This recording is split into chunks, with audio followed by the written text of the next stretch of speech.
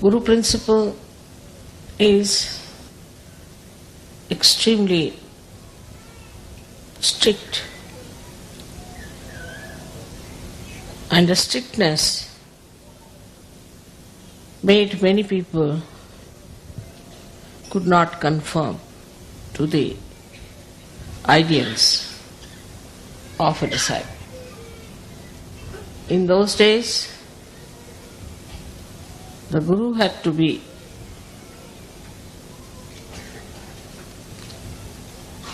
absolutely the authority, and it was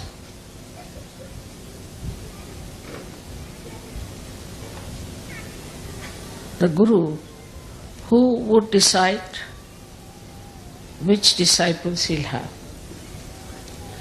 And one had to go into great tapasya, to great penances, to even become a disciple. And this hardship was the only way the Guru used to judge. Gurus would always live in jungles, and they would select their disciples, very few, very, very few. And they had to go and beg food from the neighboring villages and cook food for their Guru with their own hands and feed the Guru.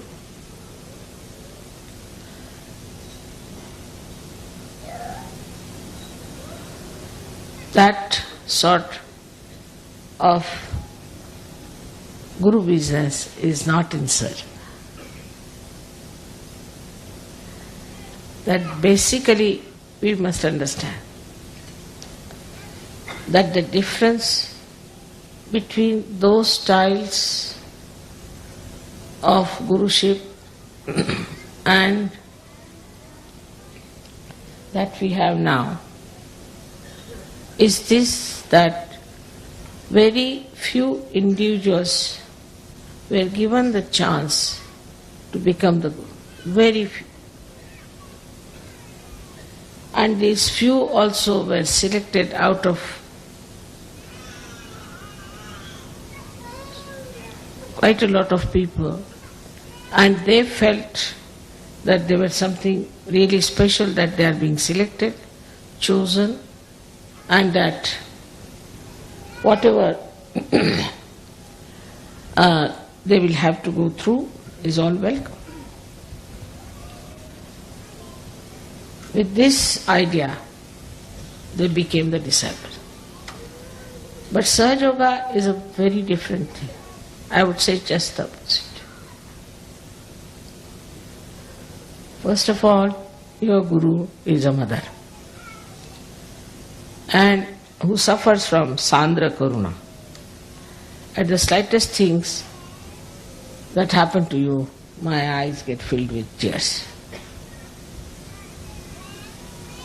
So, as a mother, to be a Guru is a very difficult thing.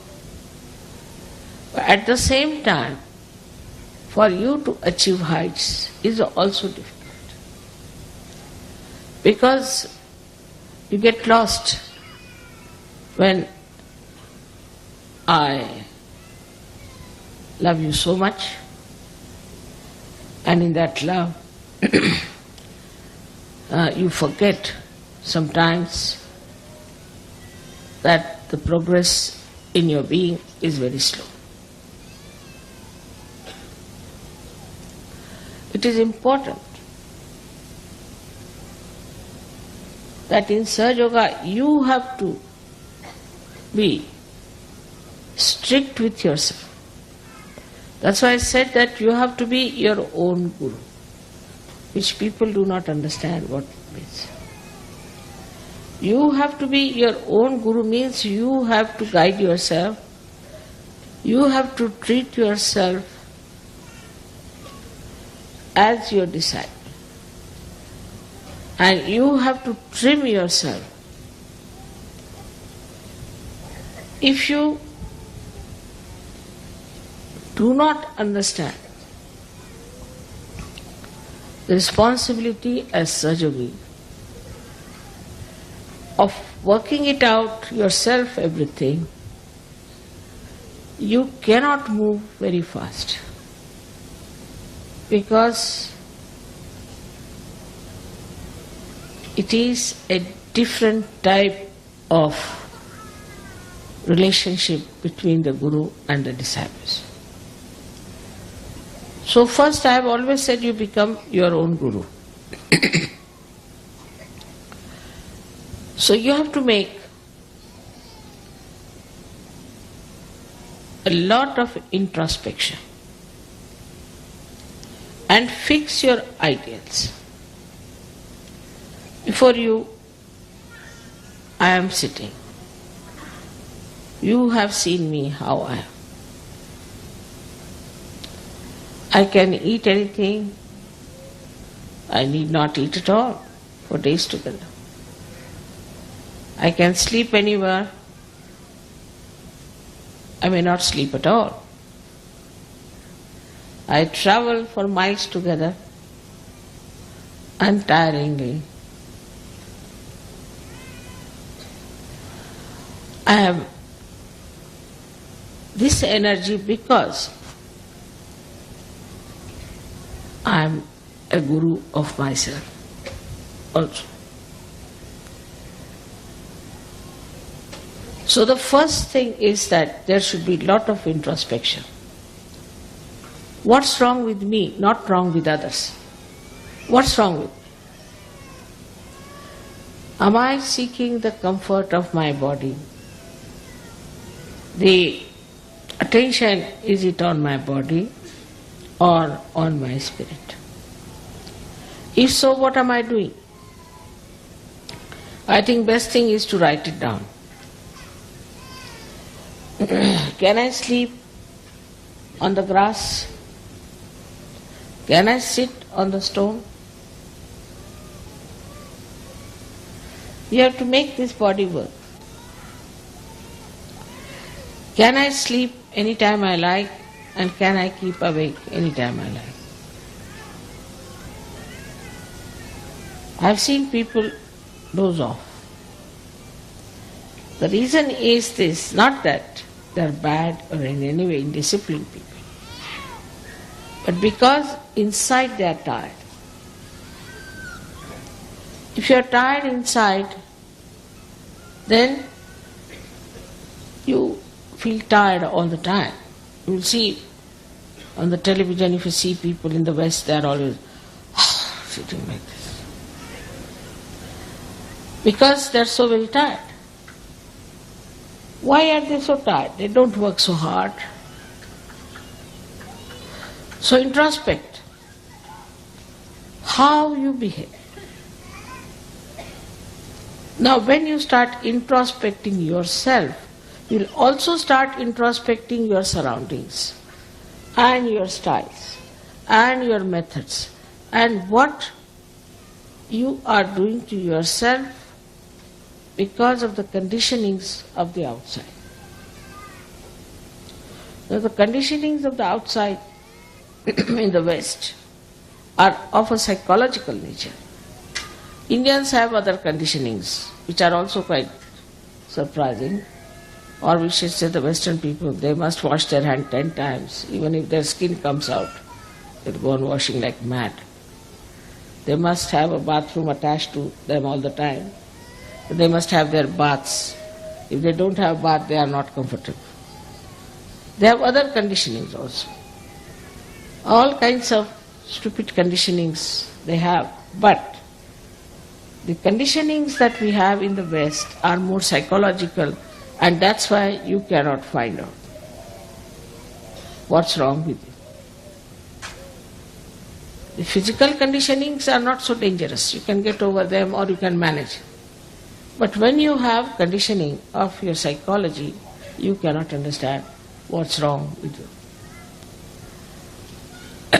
Now, if you introspect around, what you will find is a very subtle thing.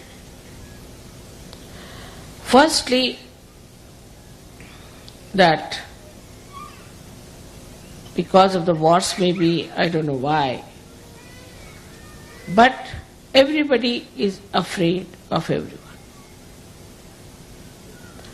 Especially I think Freud. Because of Freud, even the mother is afraid of the child. And all these things to Indians are absolutely, they can't understand this. But you people know that very well. They won't touch anybody. They won't hug anyone. First of all, when they used to play football, they used to hug. But now I see they don't hug, they just touch hands like this. After some time, I think they may just do like that or something. So frightened that nobody, even the children I've seen, are frightened of hugging their parents. So the expression of love is not there. And when there is no expression, there is no love inside. And that's how it goes on drying up and drying up and drying up. There was a little girl in Sahag'ha, and I had some present for that child. She was quite young, must have been about 10 years of age. So I gave it to one Sahag'ha, Western Sahag'ha, that you go and give it to her and say that I have given. No, mother, I won't give. I said, why? She'll misunderstand me. I said, what will she misunderstand?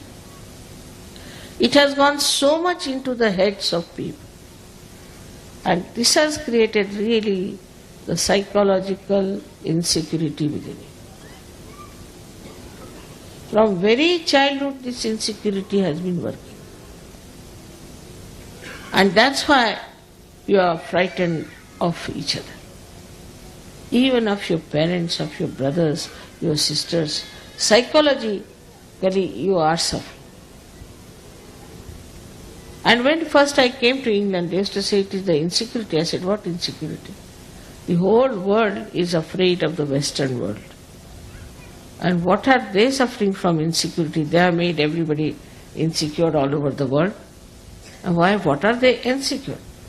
They are insecure within themselves, in their own society, in their own family, in their own groups.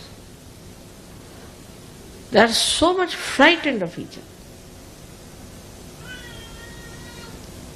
So the first thing, you should be fearless. You are a Sahag'ha, you are no more immoral. Cannot be immoral.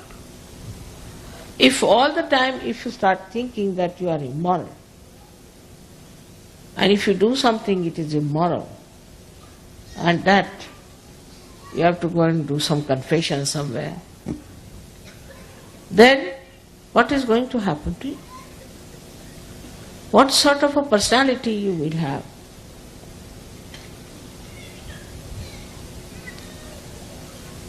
We have to change this by changing ourselves. So among Sahajogis there should be no insecurities but maryadas. You must know how to respect each other's privacy. The second thing that if you find with the Western mind, which is a very common thing, that they are bombarded by criticism. There are so many critics that now there are no more artists left. Only critics are criticizing critics. All artists are finished. They are all the time criticized. Somebody will come in. There's an education on criticism. They may not know how to play any instrument, they may not know how to sing, but they can criticize, all right. So all the time in your mind is a way that you always feel that somebody will criticize if you do this. All the time the fear is there that somebody will criticize. So, should I say or not? As Sahajogis, you shouldn't worry about these stupid people because they are blind, and if they want to criticize you, let them criticize. What does it matter? Makes no difference. But this you have to build up within yourself. Now the third is even worse, which I don't know if you have noticed or not. I don't know how it has gone into the heads of the Western minds that you must always see to the other side of the bank, even if you are standing on this side, to be fair, and never to say something that you are sure of. Like you ask anyone, how are you? He'll say, always. Nobody will say, I'm perfectly all right. Nothing wrong with me. What's wrong? Perfectly all right. Thank you very much. But it is never. They are not sure of themselves all the time. It's shaking. And this shaking inside gives you a personality which can never progress. Progress comes when you put your step forward, you put your foot firmly on that point, and then put the second step forward, like as you climb on a mountain. But in the first place only, if you are still thinking that it's halfway through, then how can you go further? You'll only move on two steps, this or that or this or that. This is another very big psychological detergent, I should call it, or detrimental thing for your progress. Now the third thing you have learnt, which is also third or fourth maybe, that you must argue out yourself. Like you have a problem. You'll come and tell me, Mother, this problem I have got. This is very common with everyone. I have this problem. I'll say, all right, this is the solution. Then you will come out, no, but in this will happen. Then you tell another solution. No, Mother, this can be this way. All right, you tell third solution. No, Mother, in this can happen. Tell fourth, this can happen. You are standing against yourself all the time. Then I have to say, this is your problem, not mine, and I am giving you the solutions, and if you want to solve your problem, better take a positive attitude. The brain is this way. In our Hindi language, it is called ulti khopdi. You are all the time arguing against yourself. So how can you progress? This is another great problem of the Western mind, that it doesn't try to face any problem as your own, but go on arguing with yourself like a lawyer. See, there are two lawyers, one yourself, another lawyer, one arguing. So it's a double personality in the being. It's not a single personality. As I said, it is very, very psychological that people have to take to this kind of a turn suddenly without understanding how dangerous it is.